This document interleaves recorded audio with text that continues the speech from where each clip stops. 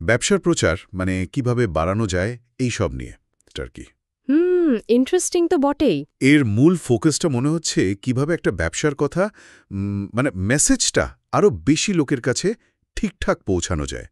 আর শুধু পৌঁছানোই না, কিভাবে লম্বা সময়ের জন্য কাস্টমার রিলেশনশিপ তৈরি করা যায়। হ্যাঁ, এই দুটো দিকই খুব জরুরি। শুধু প্রচার নয়, সম্পর্কটাও। ঠিক।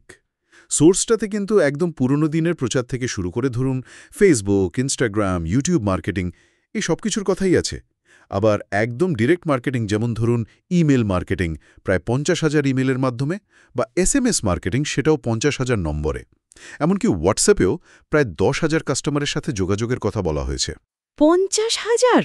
এটা তো বিশাল সংখ্যা। ব্যাপক প্রচার যাকে বলে। কি কাস্টমারদের হেল্প করার জন্য কল সেন্টার সাপোর্টও 3 জন পার্ট টাইম কর্মী দিয়ে। বেশ গোছানো একটা অ্যাপ্রোচ মনে হচ্ছে। তো চলুন একটু গভীরে যাই। এই এতগুলো জিনিস একসাথে কিভাবে একটা ব্যবসাকে সত্যি সত্যি এগিয়ে নিতে পারে, কি মনে হয়? অবশ্যই। দেখুন, প্রথম যে জিনিসটা চোখে পড়ছে সেটা হলো প্রচারের পরিধিটা। স্কেলটা অনেক বড়। একদিকে ফেসবুক, ইনস্টাগ্রাম, ইউটিউব, এগুলোর মাধ্যমে তো একটা বড় অংশের দর্শকের কাছে পৌঁছানোর চেষ্টা হচ্ছে। হ্যাঁ, ডিজিটাল মিডিয়া তো এখন মাস্ট। ঠিক। আবার অন্যদিকে এই যে বললেন 50,000 ইমেল বা 50,000 SMS, এটা কিন্তু বেশ ব্রডকাস্ট টাইপের অ্যাপ্রোচ। মানে অনেকের কাছে একবারে মেসেজটা পৌঁছে দেওয়া। এটা হলো প্রচারের দিকটা। কিন্তু প্রচার আর মার্কেটিংয়ের পার্থক্যটা চলে আসে। মার্কেটিং মানে তো শুধু মেসেজ দেওয়া না, কাস্টমারের চাহিদা বোঝা, সম্পর্ক তৈরি করা। আচ্ছা। যেমন ধরুন, ওই যে 10,000 কাস্টমারের সাথে হোয়াটসঅ্যাপে যোগাযোগ বা ওয়েবসাইট প্রমোশনের জন্য এসইও করা, এগুলো কিন্তু অনেক বেশি টার্গেটেড সম্পর্ক তৈরির চেষ্টা। হ্যাঁ, SEO বা সার্চ ইঞ্জিন অপটিমাইজেশন, মানে গুগলে সার্চ করলে যাতে ওয়েবসাইটটা সহজে খুঁজে পাওয়া যায়, এটা তো খুব দরকারি এখনকার দিনে। একদম।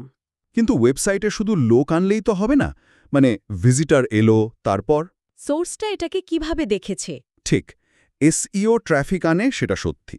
কিন্তু সোর্স অনুযায়ী এর পরের ধাপগুলো নাকি সমান গুরুত্বপূর্ণ। যেমন ওয়েবসাইটে ভালো কন্টেন্ট থাকা চাই, মানে কন্টেন্ট জেনারেশন, আর ব্র্যান্ডিং, একটা পরিচিতি তৈরি করা। যাতে ভিজিটর এসে বুঝতে পারে এটা কিসের ওয়েবসাইট, তাদের কি লাভ হবে। এক্স্যাক্টলি। ওয়েবসাইটে আসা ভিজিটরকে ধরে রাখতে, তাকে কাস্টমারে কনভার্ট করতে হলে একটা স্পষ্ট ব্র্যান্ড আইডেন্টিটি আর দরকারি ইনফরমেশন লাগবে। এখানেই আবার স্ট্র্যাটেজিক প্ল্যানিং আর কাস্টমার রিলেশনসের ব্যাপারটা চলে আসে। ধরুন ওই যে 3 জন পার্ট টাইম কর্মী দিয়ে কল সেন্টার চালানো, হ্যাঁ, ওটা তো সরাসরি কাস্টমার সাপোর্ট। হ্যাঁ, এটাও কিন্তু কাস্টমার রিলেশন ধরে রাখার একটা চেষ্টা। আর এই সব কিছু মিলেই তো সেলস গ্রোথ বা বিক্রি বাড়াতে সাহায্য করে। পুরোটা কানেক্টেড। তার মানে ব্যাপারটা একটা ইন্টারকানেক্টেড সিস্টেমের মতো। একদিকে ডিজিটাল মিডিয়া দিয়ে টার্গেটেড কাস্টমার খোঁজা হচ্ছে, অন্যদিকে ইমেল, SMS দিয়ে মাস লেভেলে প্রচার চলছে। এই সব কিছুর মধ্যে ব্যালেন্স করা, মানে সমন্বয় করাটা তো বেশ কঠিন কাজ হওয়ার কথা। অবশ্যই কঠিন। এখানেই তো ওই স্ট্র্যাটেজিক প্ল্যানিং আর বিজনেস ডেভেলপমেন্টের আসল ভূমিকা। কোন চ্যানেলে কেমন রেসপন্স আসছে, কোথায় ইনভেস্টমেন্ট বাড়ানো উচিত, কোনটা হয়তো আর চলছে না, বাদ দিতে হবে, এই সব ডিসিশন তো ডেটা দেখে অ্যানালাইসিস করে নিতে হয়। আচ্ছা। মানে লিস্টে অনেকগুলো কৌশল থাকাটা দেখতে ভালো লাগলেও আসল সাফল্য নির্ভর করে কতটা স্মার্টলি এগুলোর মিক্স আর ম্যাচ করা হচ্ছে সেটার উপর, কতটা ভালোভাবে এক্সিকিউট করা হচ্ছে। ছোট করে বললে, এই সোর্সটা আসলে দেখাচ্ছে যে ব্যবসার গ্রোথের জন্য অনেক রাস্তা খোলা আছে, ডিজিটাল স্কেলে ছড়ানো থেকে শুরু করে লোকাল মার্কেটে ডিপ যাওয়া পর্যন্ত।